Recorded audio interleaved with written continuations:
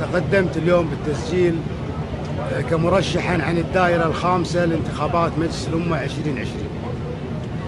احنا اليوم صراحة بعد الخطاب السامي، الخطاب التاريخي لسمو الأمير الذي ألقاه نيابة عنه سمو ولي العهد، هذا الخطاب التاريخي الذي أفرح كل أهل الكويت ورسم معالم الطريق للإصلاح السياسي الحقيقي. أنا أعتقد هذا الخطاب يقع على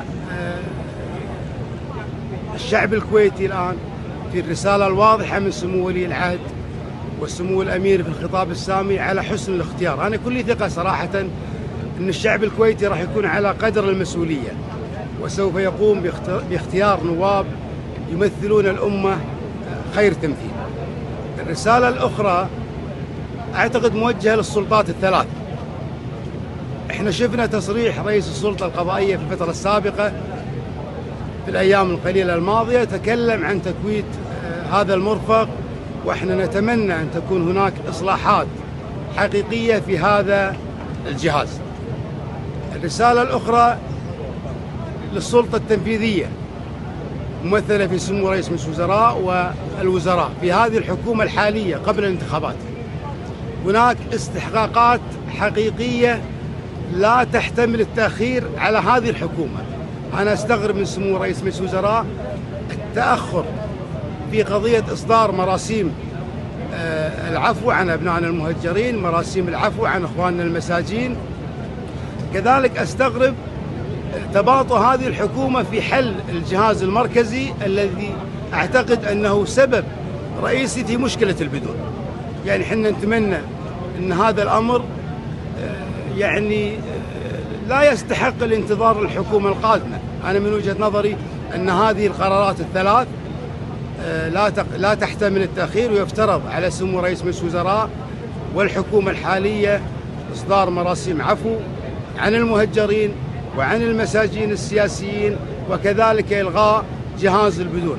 إضافة إلى ذلك، نحن مع كل الخطوات الإصلاحية اللي شاهدناها ولمسناها في الفترة الأخيرة وإن كانت بطيئة، ولكن نتمنى أن تكون هذه الإصلاحات مستمرة. نقدر ونثمن هذه الحكومة ممثلة في سمو رئيس مجلس الوزراء إصدار مراسيم ضرورة في التصويت في البطاقة المدنية. نقدر كذلك قرار سمو رئيس مجلس الوزراء بمنع النواب السابقين من الذهاب إلى مكاتب الوزراء والمسؤولين، وفي المقابل الطلب من جميع مسؤولين الحكومة فتح مكاتبهم لاستقبال المواطنين. هذه مؤشرات حقيقية يلمسها المواطن العادي، لكن حنا المرحلة القادمة نتمنى أن يكون هذا الإصلاح مستمر.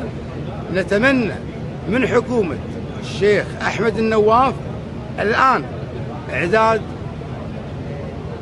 برنامج عمل الحكومة وفق المادة 98 للحكومة القادمة. فيما يخص السلطة التشريعية القادمة، أنا أعتقد هناك قوانين لا تحتمل التأخير، قوانين كثيرة. على سبيل المثال لا سبيل الحصر، إن قانون تعديل الدوائر بشكل عادل. يعني وضع الدوائر الآن في الفترة الحالية هو قانون يعني ما هو يعني في دائرة تطلع 250,000، في دائرة 50,000 تقريبا. فأول قوانين اللي مطالب من المجلس القادم اللي هو إقرار نظام انتخابي جديد بتوزيع عادل. الأمر الآخر إصدار قانون واضح ينظم عمل غرفة التجارة. هذه الغرفة التي استمرت لسنوات طوال هي خارج نطاق القانون، يجب أن ينظم قانون للغرفة، غرفة التجارة. الأمر الثالث كذلك في موضوع البدون، يجب أن يكون هناك تشريع واضح لحل هذه القضية.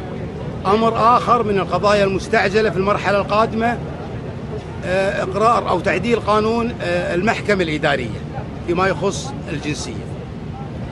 قضايا كثيرة في المرحلة القادمة يجب عدم إغفالها. لذلك اليوم الشعب الكويتي يلتمس وهو الداعم الحقيقي لمجلس الأمة وللسلطة التنفيذية. حنا اليوم قاعد نزور دواوين ونلتمس الارتياح الشعبي الكبير من الإجراءات التي تقوم بها الحكومة في بعض المجالات. ومثل ما قلت، هذه الإصلاحات وإن كانت بطيئة لكن نتمنى أن تكون في المرحلة القادمة إصلاحات شاملة. اليوم الشعب الكويتي ينتظر الكثير من السلطة التشريعية القادمة ومن السلطة التنفيذية. يعني أنا تكلمت وحملت في شعار الانتخابي في هذه الانتخابات إن معا نبني كويت الرفاه. اليوم يعني وهذا الشعار يعني استوحيته من تصريح سابق لرئيس مجلس الوزراء السابق أو الأسبق جابر مبارك عندما قال انتهت دولة الرفاه. أنا أقول إن دولة الرفاه ما انتهت. اللي انتهى جابر مبارك اللي بعده طلع صندوق الجيش والصندوق الماليزي وملفات فساد كثيرة. حنا اليوم إذا نبني كويت الرفاه لازم تتضافر الجهود وتوجه الجهود لإصدار قوانين وتشريعات شعبية للشعب الكويتي. اليوم الشعب الكويتي يشاهد الحكومة السابقة والحكومات السابقة تعطي بعض الدول قروض وبعد فترة تسقط هذه القروض. اليوم الشعب الكويتي هو حق بإسقاط هذه القروض.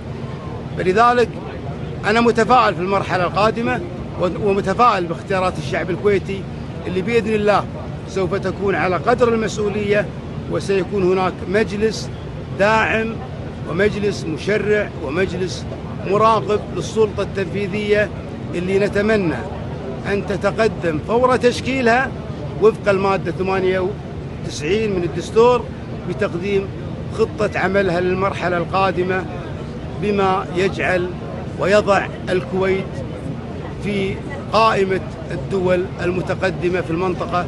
وأسأل الله التوفيق للجميع، والسلام عليكم ورحمة الله وبركاته.